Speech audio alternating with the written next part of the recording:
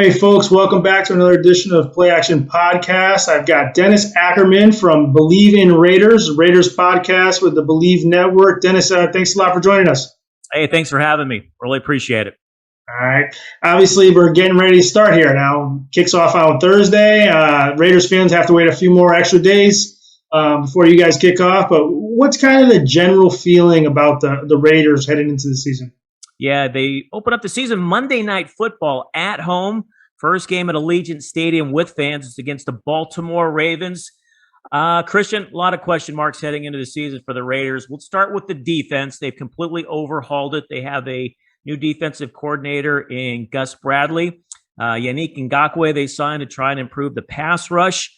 At the linebacker spot, they just signed two new linebackers this week and last week. We got KJ Wright and Zenzel Perriman. Those two are already listed as starters this week. So that tells you how much this defense is in flux, beg your pardon. They also have Casey Hayward Jr. He's going to be starting at cornerback. He was signed in the offseason as a free agent. So, look, they had one of the worst defenses last year, Christian. I mean, they allowed the most points in franchise history, had just 15 turnovers, and I believe they were second to last in total sacks. So they can really go only one way, and that's up.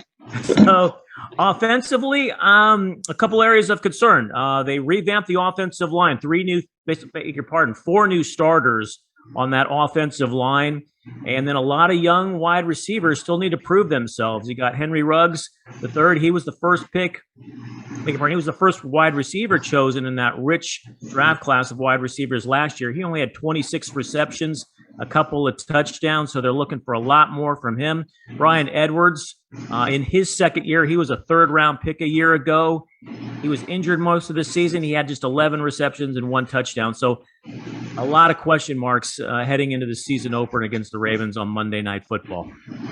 Yeah, like you said, you got a lot of promising pieces there on offense, that need to prove themselves, right? So, but then you have Josh Jacobs there, running back. Seems like he's been, got a pretty good ceiling.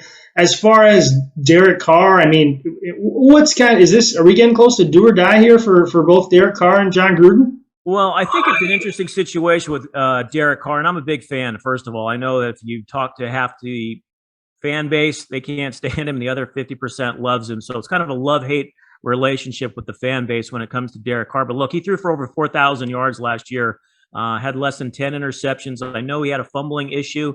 He said he's worked on that in the offseason. But he and Gruden, they're in their fourth year together, and Carr seems to have a wonderful grasp of this offense. Now, he's got 2 years left on his deal. If the Raiders don't make the playoffs, then, yeah, I could see them possibly moving him in the offseason. You don't want to go in to next year with Carr basically being a lame duck quarterback if they don't extend him. Look, he does have some wonderful weapons. Darren Waller, second best tight end in the league behind the Kansas City Chiefs' Travis Kelce. You mentioned Josh Jacobs, over 1,000 yards last year. I'm sure they're going to try to pound the rock with him quite a bit this year, establish the run to set up the pass. So they do have some weapons on offense. Like I said, though, can that offensive line not only protect Derek Carr, but can they open up the holes up front for Josh Jacobs to run through? All right. And as you mentioned, you guys open the season Monday Night Football at home, have the Baltimore Ravens coming into town. Ravens are currently 4.5-point favorites. How do you see that game playing out with Lamar and those guys coming to Vegas? Christian, it's interesting. I was doing some research for the podcast, for the BLEAV In Raiders podcast. The last four openers, the Ravens have outscored their opponents 164-19. I was like, wow. I double-checked, triple-checked that. But so look, if they obviously get off to fast starts, especially over the last 4 years, it's a tough opener for the Raiders. There's no other way to slice it. Lamar Jackson is going to be, how are the Raiders going to game plan to stop him? Or, they use the cover three. Are they going to go four up front, two linebackers, and five in the secondary? Are they going to put a spy on Lamar Jackson? Or are they going to use seven defensive backs? When Gus Bradley was the defensive coordinator for the Chargers in 2019 in a playoff game, Gus Bradley used seven defensive backs, and the Chargers beat the Ravens 23-19 and knocked them out of the playoffs. So it'll be interesting to see what defense Gus Bradley deploys trying to stop him. Now, one thing is the Ravens, they were the number 1 rushing team last year in the league, but they were number 32 in passing.